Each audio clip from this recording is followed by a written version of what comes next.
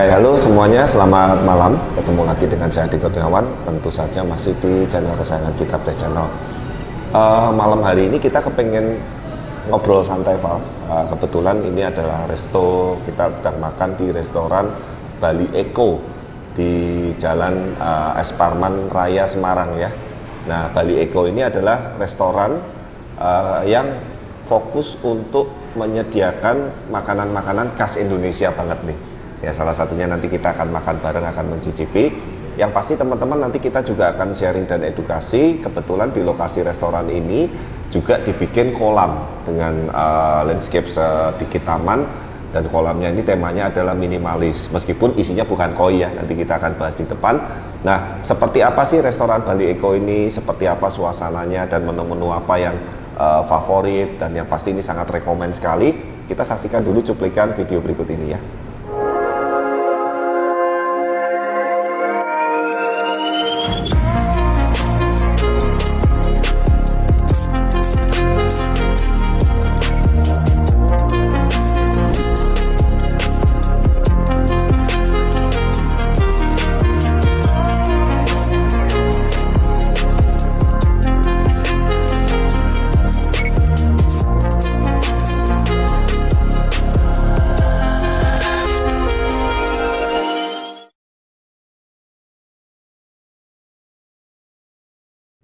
Nah, oke teman-teman, itu tadi ya teman-teman ya. Jadi saya sangat menyarankan sekali, recommended sekali buat teman-teman yang area Semarang atau mungkin yang luar kota datang ke Semarang, Jalan Es Parman Bali Eco. Nanti tolong kontaknya dan listnya ditampilkan ya. Dan ini adalah salah satunya, mungkin teman-teman boleh lihat ini setiap saya kesini yang menu wajib ini ya teman-teman ya. Salah satunya sate maringgi nih. Ini sate maringgi itu nggak tahu kenapa, mungkin sate di Semarang ini juga menjadi salah satu makanan khas yang sudah tidak asing ya, tapi nggak tahu kenapa sate maringgi di sini itu wah pokoknya top banget lah ya. Nanti kita akan cicipi sama-sama. Yang kedua ini nih, ini udang lombok ijo. Nah, saya sukanya ini nggak terlalu pedas tapi gurihnya dapat, intinya pas banget di lidah ya, terutama untuk orang-orang yang suka cita rasa masakan Indonesia. Ini sangat rekomen sekali juga. Nah, yang ketiga ini adalah ayam bakar madu. Nah, kalau ini bagi yang sukanya manis nih. Nah, tapi memang ada kombinasinya yang sangat epic nih. Ini sambelnya, ini sambal terasi. Jadi dia manis dengan bakaran khas bumbunya, ketemu pedas. Pedasnya ini pedas yang khas sambal terasi, mantap banget. Nah, saya biasanya minuman es teh tawar karena memang saya udah lama tidak makan atau minum gula. Nanti nasi saya juga minta nasimu setengah aja ya Val ya. Saya kalau malam sebetulnya jarang makan nasi, tapi ini saya karena kepengen banget, ini intinya recommended sekali.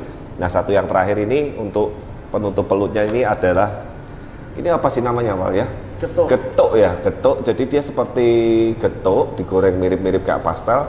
Dalamnya ini gula putih ya, atau biasanya gula aren ya. Mantap, masih hangat-hangat.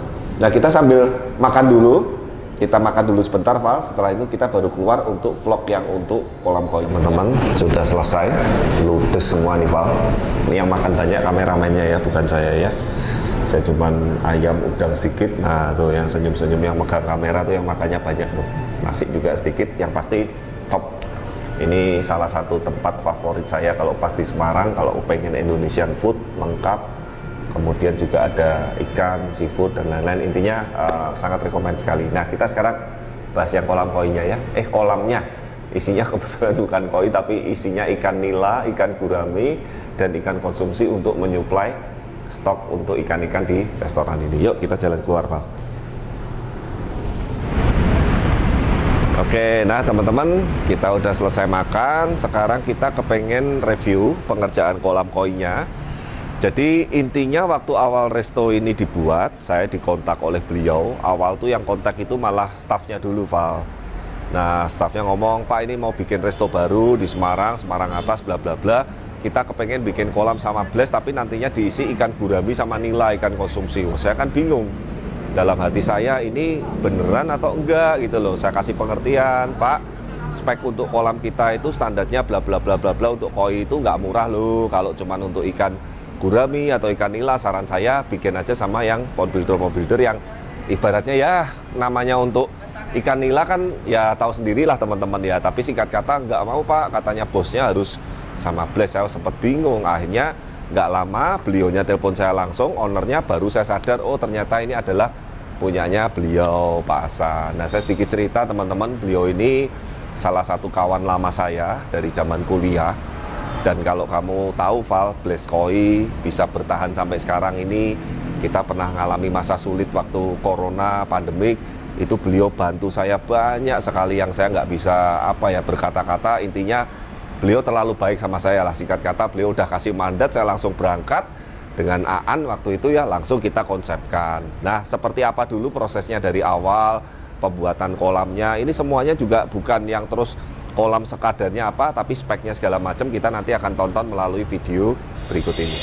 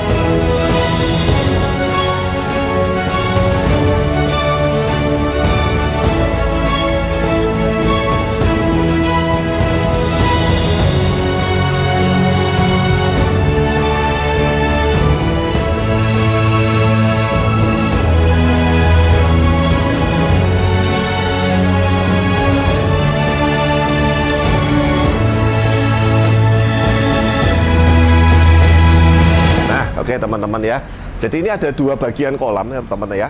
Jadi yang kolam pertama ini yang panjang ini Val, ini panjangnya ini kalau nggak salah ya sekitar 12 meteran seingat saya. Ya coba ya, aku agak lupa ya, kita hitung sama-sama aja. 1, 2, 3, 4, 5, 6, 7, 8, 9, 10. Betul, 12 meter panjangnya. Kalau lebarnya kayaknya nggak terlalu lebar, ini 1,25. Nah sekali lagi teman-teman, ini memang kenapa sih dibuat spek dengan standar koi, supaya waktu maintain dan merawatnya itu mudah. Kebetulan oleh beliau ini digunakan untuk supply itu ikan gurami, ikan nila tuh, dan di sini besarnya cepat sekali Val, karena memang sistem filtrasinya bagus. Nah teman-teman, kalau airnya agak warnanya kehijauan ini bukan airnya hijau, tapi lumutnya, lumut yang di dinding itu, shoot Val, itu warnanya hijau, kena lampu kuning jadi kayak seperti hijau. Kalau kita nanti next vlognya siang akan kelihatan lebih jelas, lebih bening, dan airnya sangat kristal sekali. Tapi memang sekali lagi ya, gurame, nila dan lain-lain memang secara estetika dan lain-lain ya dengan ikan koi agak beda. Cuman intinya di sini untuk kebutuhannya untuk ikan konsumsi. Nah kedalamannya ini juga dangkal sekitar setengah meteran, tidak terlalu dalam. Intinya sih kalau nggak salah ya, sama yang ada kolam kecil sana sih kapasitas sekitar kurang lebih 20-an kubik lah, plus minus ya.